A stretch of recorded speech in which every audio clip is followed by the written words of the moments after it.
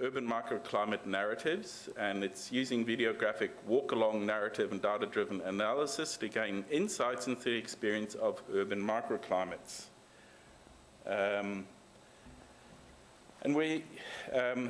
So our group, and it's an international group, have developed a novel methodology for exploring, investigating, and assessing the suitability of urban fabric and infrastructure for active mobility. And active mobility is walking and cycling, where the cycling comes into it, during warm and hot summer conditions, with a view as to how such urban fabrics could be adjusted to improve qualities of experience, especially in context of climate change. Okay, so that's where we're going to. So in a nutshell,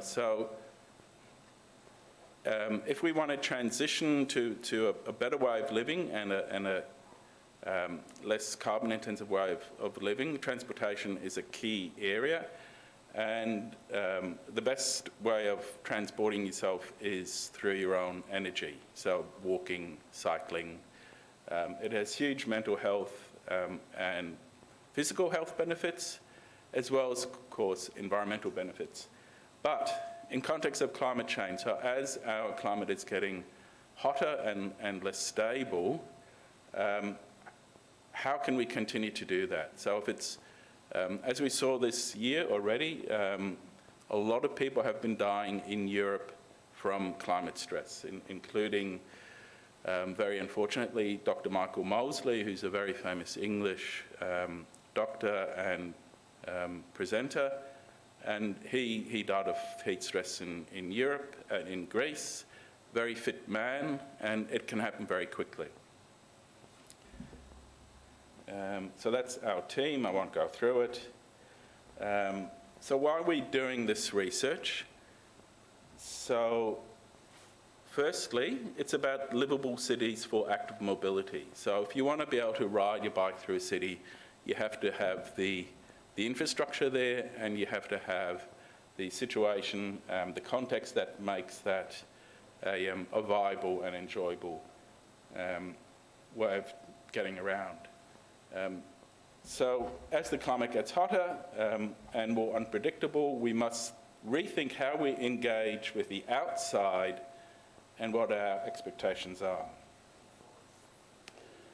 So the position is really important here. So my position is very much about foregrounding experience over something like comfort, okay? So comfort is where, you lie in your bed and you get Hungry Panda to deliver you takeaway food, rather than going out and eating in a restaurant or getting it yourself, okay? And so it's this thing about experience versus comfort. And why comfort? Because the climate we're experiencing here is designed to be comfortable. It's an air-conditioned system, and it's scientists have spent a whole century analysing what is a comfortable climate to be in, and they found it to be 21 degrees, 40% humidity, 0.5 metres per second air movement. But to do that, it requires huge amounts of energy. You need to, when it's hot, you need to cool the air. When it's cold, you need to heat the air.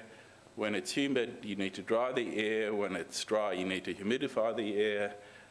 Huge amounts of energy being pumped into this, and really something that we don't always have to do, especially in a climate like Melbourne. So the question is, how do we experience cities as we move through them? And how does this microclimate and urban morphology shape that experience? Okay, so the urban morphology is the fabric of the city. That's the city's built out, the roads, the buildings, the trees, all that. And as designers, so this is the key question, this is where we're going to. How can we then shape and adjust that urban morphology to create the experience we want? But first we have to think about what is the experience and how does it happen? And so we developed this method, and we're simultaneously capturing quantitative microclimate data, so numerical data, and qualitative narrative, perceptual, experiential data. Can we see how they work together? And how do we do this? So we carry this backpack that's basically a portable weather station that's got a whole series of sensors that senses wind speed, air temperature, relative humidity, thermal radiation, noise pressure, pollution, and all those things. And it captures that every 5 seconds and then logs it on a computer, which we can later map. And it's GPS, uses GPS to know where it is.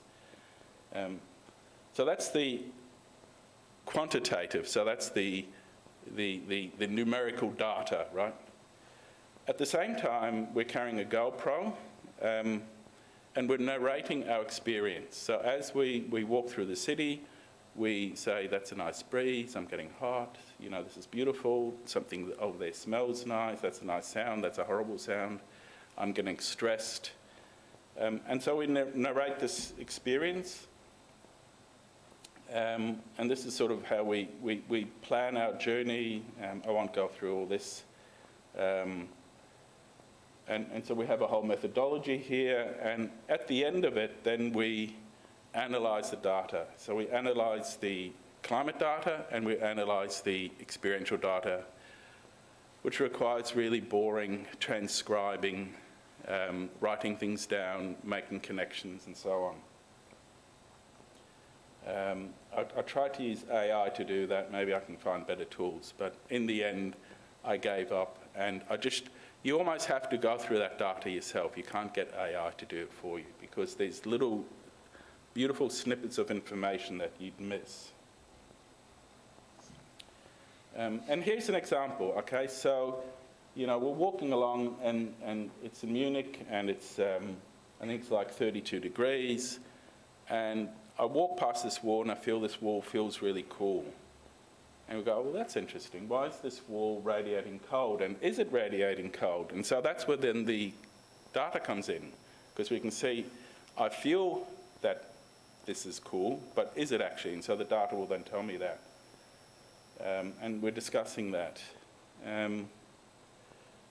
So what are we seeking to discover? We're seeking to, the beautiful thing with having a portable weather station that you walk with is that it's at human level, that you're measuring the climate data at your level, where you are, when you are, where you are.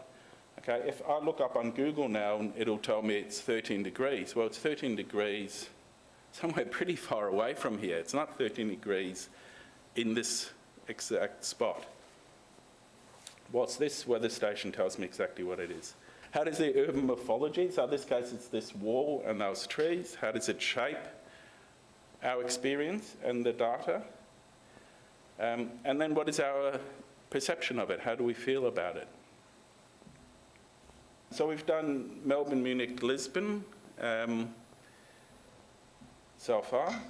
And so the Munich was the first one. And so what did we find? We found, surprisingly, a very precise correlation between the narrative, qualitative, perceptual data. So I feel good, you know, this is nice, this is a nice cool breeze.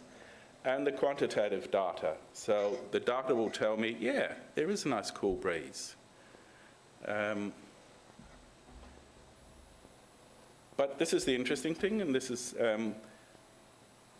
we only perceive, so the data, there will be lots of nice cold breezes, but we only perceive some of them.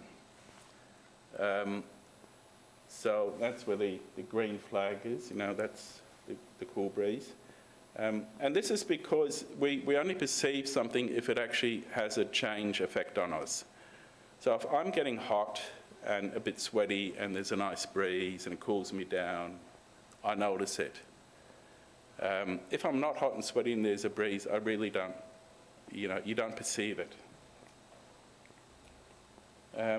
The other thing which was interesting was that how we feel at any moment is largely impacted by what we see ahead. So if I'm a bit hot in the sun and I'm getting a bit too much sun, but I see that there's a nice shady patch ahead, I'm okay with that because I know that pretty soon I'm going to be in shade and cooling down again.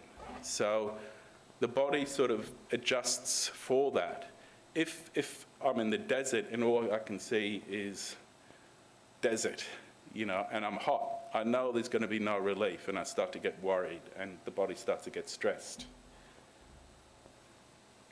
The other thing we found is that our lexicon, the amount of words we can use to describe our experience is really limited, particularly in the English language.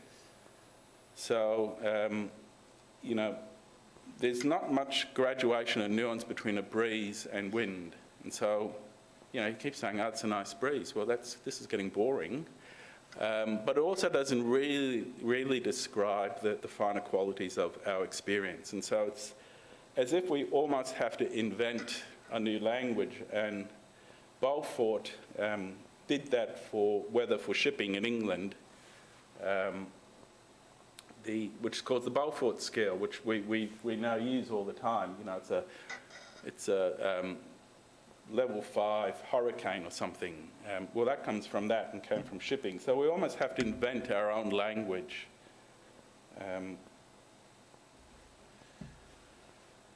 And the other one we found is that, so in Munich, I'll just go back quickly.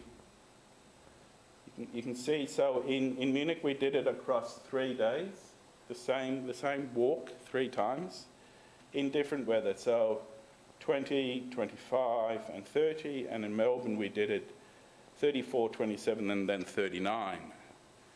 Okay, now the surprise was that the temperature range between 20 and 31 didn't really impact us as much as we thought. So temperature didn't have as much to do with our whole experiential qualities to the level where you think that at 31 degrees, walking for an hour and a half through a city, you start to get heat stress, but we didn't get that. We also found that in Melbourne, the green lanes, and the City of Melbourne particularly asked us to analyse some of these. And also the tall buildings actually create shade corridors. And so in hot weather, they're actually a real benefit. And if you look at traditional cities in Arabic cities, say, or in Persia, Iran, or, countries with hot weather, they're cities with very, tallish buildings, not very tall, 3 stories or 2 stories, but very close together. So then you've got these shaded corridors so that the sunlight doesn't get into the city and doesn't actually heat it up. And so in that case, actually the tall buildings in Melbourne Centre are a benefit. But we also found that a laneway such as Guildford Lane, which is sort of greened and it's a nice environment, that the experience of being in a nice environment actually makes you much more resilient, right? So if you're in an ugly, noisy, stinky environment that's dusty, your ability to cope with heat stress is much lower. And there's other studies that have shown that. So the ambience is really important. The other thing is that what was really important is the paving that you're walking on. And here's a bit of a problem because you've probably all heard about the cities cities heat up, so they're heat islands, and they heat up because they're often asphalt and concrete, and they absorb the heat. And so we've been using reflective, lighter coloured paving to walk on, because it then reflects the heat up again. Okay, so some of you will know what I'm talking about. But when you're walking on a reflective, light-coloured paving, it actually reflects the heat back into you, into the body, and so it actually heats you up. So it doesn't heat the city up, but it's a really unpleasant environment to walk on. So we actually found that walking on darker paving was better. Also, the soundscape. Here's Sukanya commenting on how nice it sounds because you're near the water. Now, the water actually didn't cool you down very much. We thought it did, but you looked at the data and it didn't do anything. And there's a reason for that. I can talk about that. Water does. If you're on the surface of the water, it would. But if you're near it, it doesn't anymore. But I think the experience and the sound of the fountain and the birds created again. So that perceptual experience is really important. And there's similar studies in Singapore and so on where I gave this at a conference in Sydney last year and had people come up to me from other, Singapore and so on, and say, no, we found the same conclusion.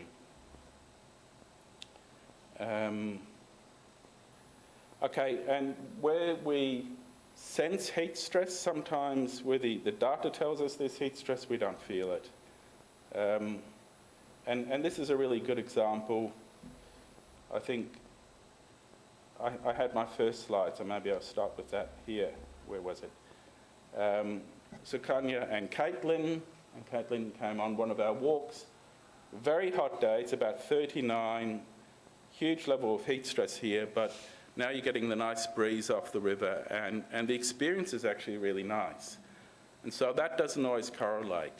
And so it's, again, this thing of how you experience something. As long as you're not totally heat stressed, then, obviously, which will kill you.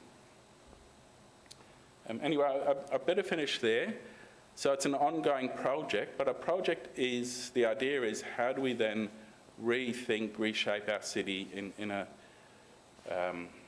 not energy-intensive way to really enhance that experience of moving through walking and cycling and having a livable city in different climatic conditions as the climate gets hotter. So that's the aim. The aim is to inform the design, but before you do that, you have to learn about what you're going to do, and you have to design your own methodology. Okay, thank you.